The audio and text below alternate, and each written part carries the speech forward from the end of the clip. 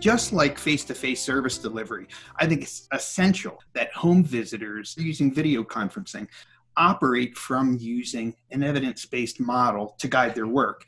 And when I asked Jenny what she used, she said, well, I use family-guided routines-based intervention. And so Jenny and I said, boy, wouldn't it be great if we could invite Juliann to join the conversation with us? So here we are.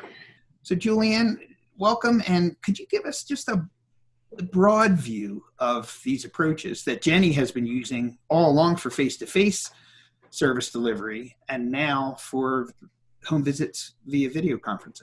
It's great to be with you guys. And yes, I'm glad to give a quick overview. Family Guided Routines-Based Intervention uses a framework.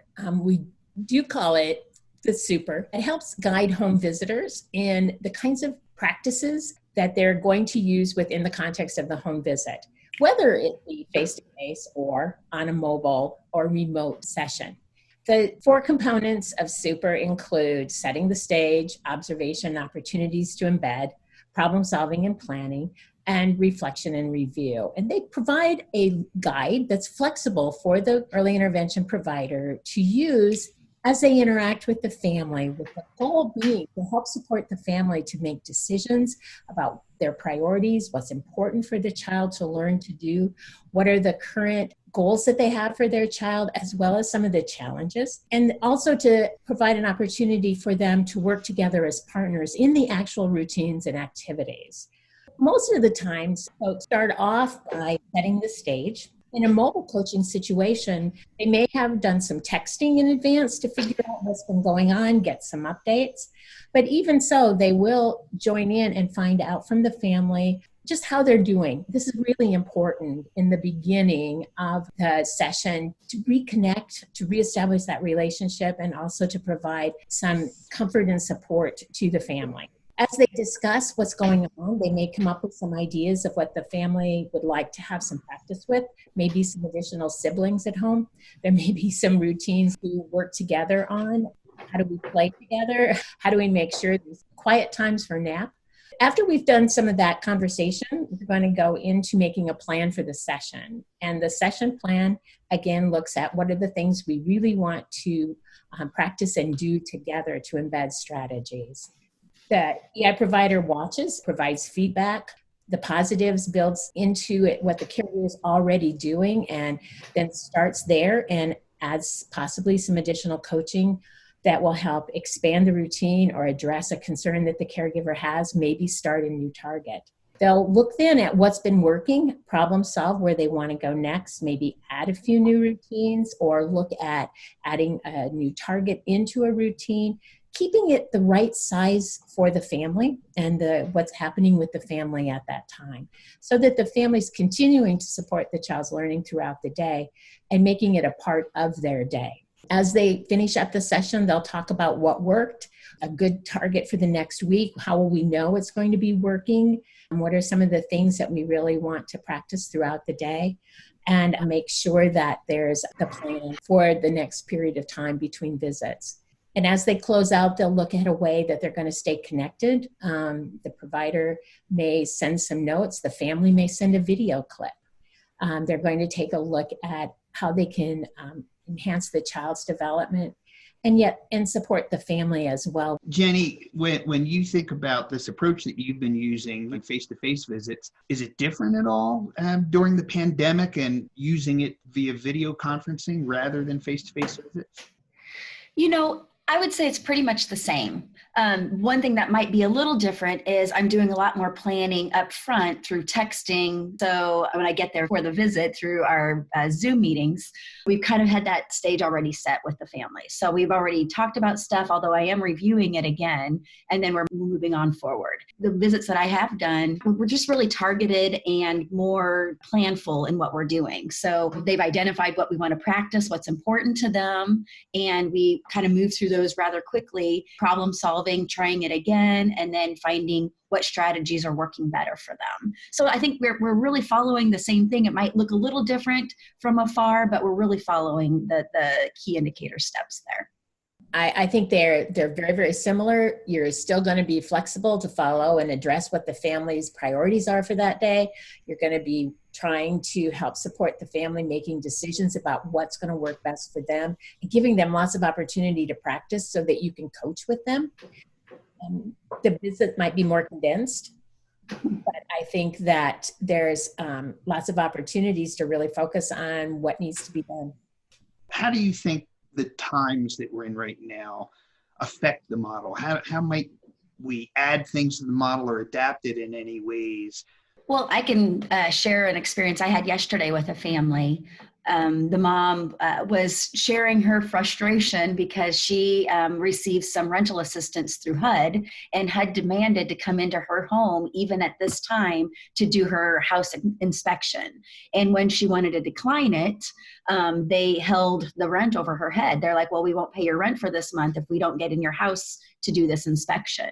So, mom talked about what they had to do and how she was still frustrated with that, and some things that she could do to follow up with that, just to notify the agency, kind of building her skills to advocate for herself as well. So I see some of those kinds of things coming into play right now, just given the social distancing impact that it's having on families and the concerns when you have a child with medical needs in your home and this is happening. Thanks. Juliann? Absolutely. The family is the first priority, and helping support the family and the child within the family is critical. And so Jenny's example is a perfect one, of which not only helping support the family with ideas, but also helping them be able to advocate for themselves independently. Another common change that we're seeing is that the siblings are home. And so it's really important, again, to recognize that our kids are in families and we want to address the needs of the family.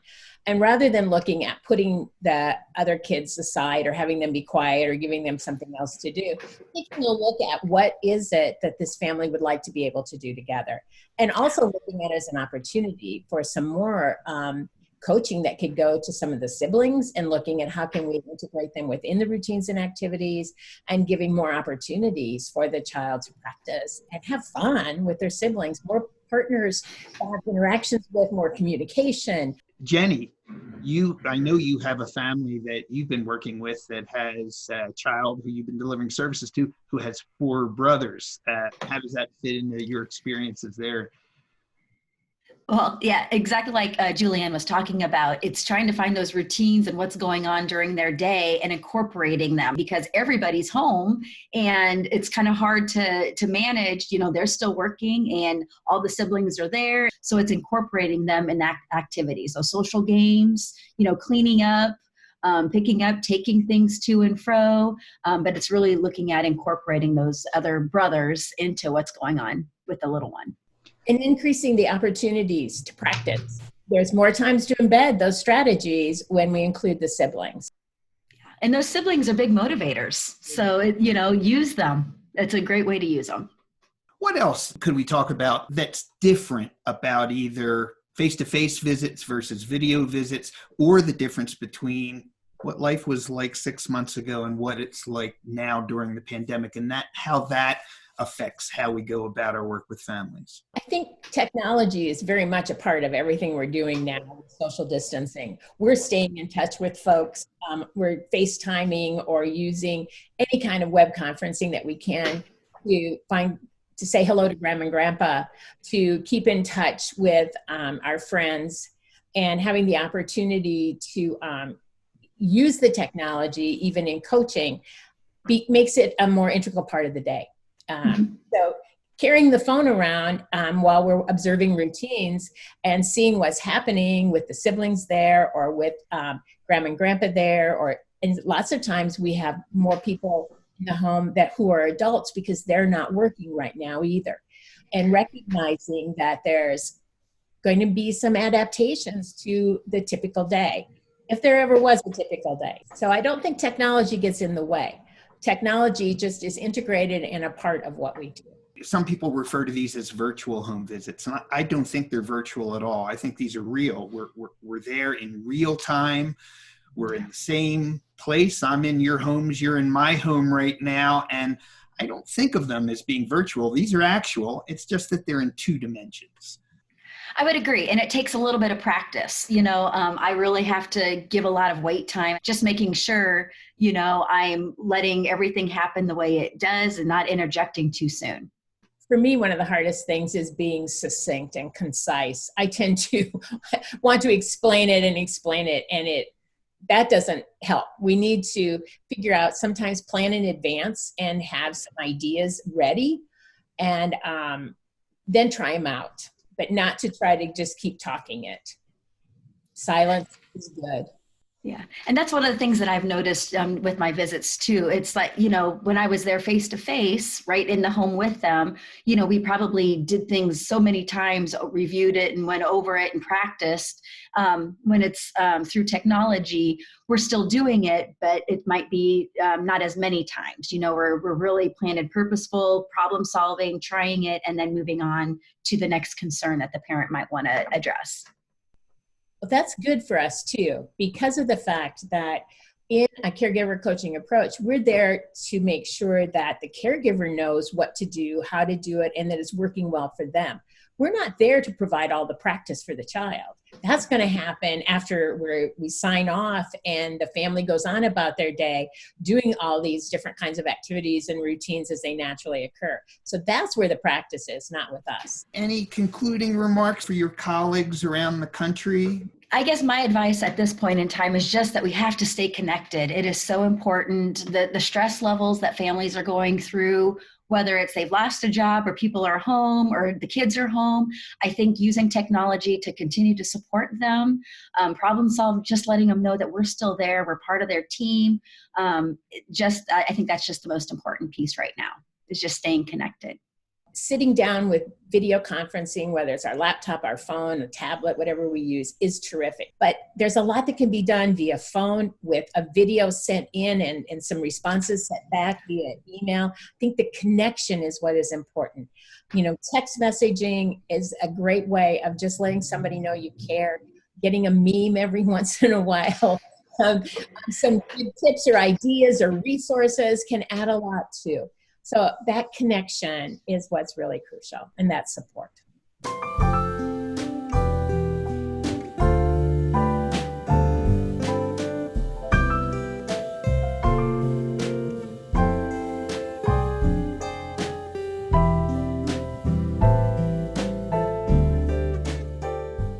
We're not using a medical model. We're continuing to be who we are, doing what we do, and helping support the families be able to interact and engage with their child and promote their learning in their everyday routines and activities. It doesn't need to look different or go into a more directed therapy type approach at all. It's just doing the stuff of life.